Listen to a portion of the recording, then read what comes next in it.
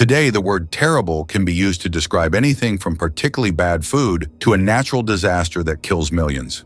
In the 16th century, when it was the nickname given to Russian ruler Ivan IV, it had the special meaning of awe-inspiring, powerful, and formidable. However, if we examine the reign of one of the most crazy, bloodthirsty, and unpredictable individuals to ever rule the country, maybe the modern definition of extremely bad isn't so broad after all. So what exactly made Ivan so terrifying? The seeds of the terrible person Ivan would become were sown in his miserable childhood. His father, Grand Prince Vasily of Moscow, died when Ivan was only 3 years old, and his mother died when he was 8. The young prince then became the object of a power struggle, especially between various members of the powerful Shuisky and Belsky families. While the royal court was plunged into a dangerous chaos of murder and intrigue, Ivan and his deaf-mute brother Yuri were treated no better than some of the people living on the street. There were times when Ivan and his siblings had clothes in tatters and were on the verge of starvation. Ivan wrote in a letter to his close friend Prince Andrei Kurbsky, "What sufferings I have endured due to lack of clothing and food." Being neglected and treated as a political football caused Ivan to distrust the elites, with distrust turning to blind hatred as he grew older. When he became Tsar, his abuses came back to bite the noble families of Ivan's realm in the most spectacular fashion. However, all this was a matter of the future. Unable to vent his frustrations on his oppressors, Ivan took out his anger and rage on animals, pulling the feathers of live birds and throwing dogs and cats out of windows. At the age of 13, Ivan finally showed his teeth. The powerful Shuisky family had by this time become the de facto rulers of Russia and were victorious in their power struggle with Belsky for control of the prince. However, he did not pay attention to the boy whom he had ignored and abused for so many years. At a feast held in 1453, Ivan accused the most powerful prince, Andrei of Shuisky, of mismanaging the country and had him arrested and sentenced to death. Some say that the unfortunate Andrei was mauled by hungry hounds, although a more credible story is that Andrei's jailers beat him to death. Full power was transferred to Ivan on his 16th birthday. 2 weeks later, he married his first wife, Anastasia. There was nothing particularly terrible in Ivan's early years on the throne. In fact, it was a time of relative peace and progress. He initiated reforms that included the updating of the penal code initiated by his grandfather, the establishment of a standing army, and the introduction of regional self-government. Ivan also introduced the first printing press in Russia and ordered the construction of the magnificent St. Basil's Cathedral. Basil's Cathedral after his conquest of the Tartar region of Kazan. There is a story that persists to this day that Ivan was so impressed by the finished cathedral that he blinded the architect so that he could never build something so beautiful again. There is no evidence that the blinding ever occurred, but it is a testament to Ivan's reputation that many people are still willing to believe that he was capable of such a despicable and uncultured act. What pushed Ivan over the edge and transformed him from a reasonable ruler into a full-blown dictator were two events that occurred in 1558 and 1560. The first was the betrayal of his great friend Prince Kurbsky. He sided with the noble Lithuanians during Ivan's ill-fated attempt to conquer the Baltic region of Livonia in 1558. Kurbsky took command of the Lithuanian army, and together with the armies of Poland and Sweden, inflicted a defeat on Russia that left Ivan enraged and more convinced than ever that his country's elite were out to get him. The second event was the death of his beloved wife Anastasia in 1560. Ivan was convinced that his wife had been poisoned by his enemies. Although no evidence of poison was found at the time, 20th century examination of the Tsarina's bones revealed unusually high levels of mercury, indicating that the paranoid young emperor may have been right for once. Ivan's initial reaction to his wife's death and his friend's betrayal was to move himself from Moscow to Alexandrov, a town 120 kilometers northeast of the Russian capital. Here he wrote 2 letters indicating his intention to step down. His council of nobles and clergy attempted to rule in his absence, but when this proved impossible, an envoy was sent to implore Ivan to change his mind. He did this on the condition that he be given the right to confiscate the lands of those who had betrayed him and to execute anyone he suspected of treason. The desperate council and clergy agreed to Ivan's demands. This was to prove a costly mistake.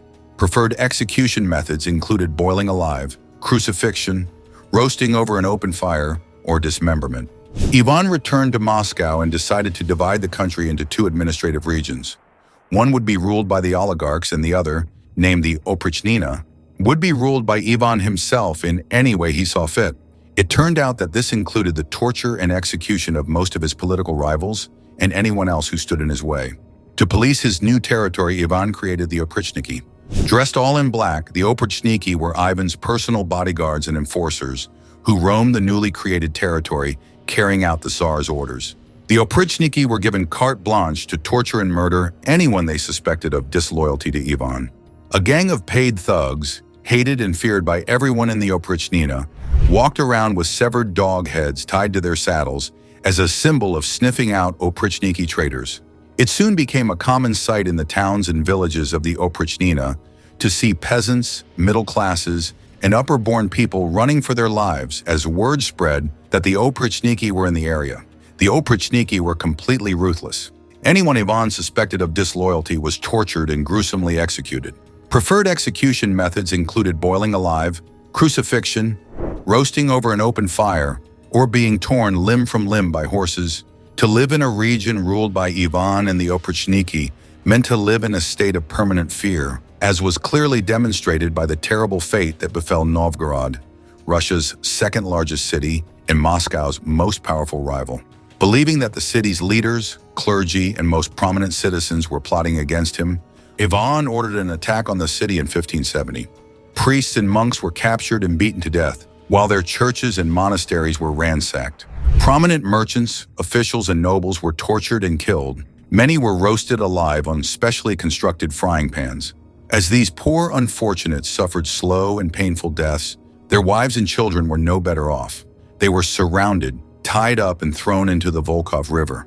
Any unfortunate person who tried to escape was pushed under the icy water by soldiers armed with boat hooks, spears, and axes, and drowned. It would take centuries for Novgorod to fully recover from the attack. Merchants lower down the social ladder were targeted by the Oprichniki, who were ordered to confiscate all profitable goods and destroy storehouses and shops. Anyone who attempted to resist was killed. In fact, there were many who offered no resistance. The poor fared no better. The city was filled with destitute farmers looking for work as a result of a series of famines that had hit the region over the years. Along with the evicted merchants and their families, these poor souls were driven out of the city and left to die of cold and hunger in the harsh Russian winter.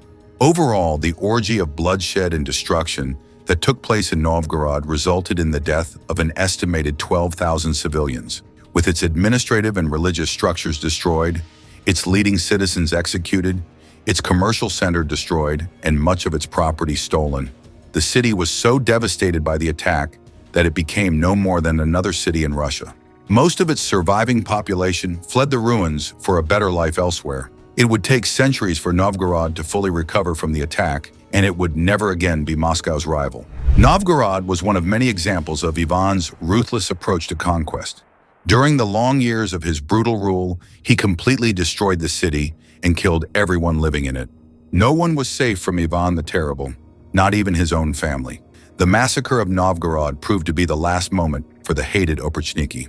Ivan's crushing paranoia caused him to begin to suspect its leaders of plotting against him even before he sacked the city, and Moscow was attacked by the Tartars, which the Oprichniki failed to reassure Ivan, given that they were not as loyal as they claimed to be. The organization was disbanded and many of its leaders executed in 1571. The Oprichnina region itself was abolished in 1572, after which even mentioning the word became a crime punishable by death. The Ivan are constantly waging war, brutalizing their own population, attacking the clergy, elites, and middle class, torturing and killing anyone they can. They felt it was rigged against them, and the raids on the country's property eventually brought the Russian economy to its knees. And things did not get better as Ivan grew older, and his mental health worsened. One of the last cruel acts of his reign occurred in 1581, when he found his heavily pregnant daughter-in-law naked and beat her so severely that she miscarried. Upon hearing the news of the loss of his unborn child, Ivan's second son confronts his father. Ivan, who always carried a sharpened stick with him, with which he beat anyone who displeased him, hit his son on the head with such force that he fell and died several days later. No one was safe from Ivan the Terrible, not even his own family. Ivan died of a stroke while playing chess with a close friend in 1584 at the age of 33. His kingdom passed to his middle son, a weak-minded fool named Fyodor, who died childless in 1598, plunging Russia into a period of chaos and anarchy known as the Time of Troubles. From slaughtering his subjects to slaughtering the civilians of conquered towns and cities to murdering his own son, Ivan the Terrible was terrible in both the old and new definitions of the word. He had started out as a reasonable ruler, but from 1558 onwards, his increasing paranoia and the decline in his mental health turned him into a monstrous tyrant, leaving behind death, destruction, and economic ruin.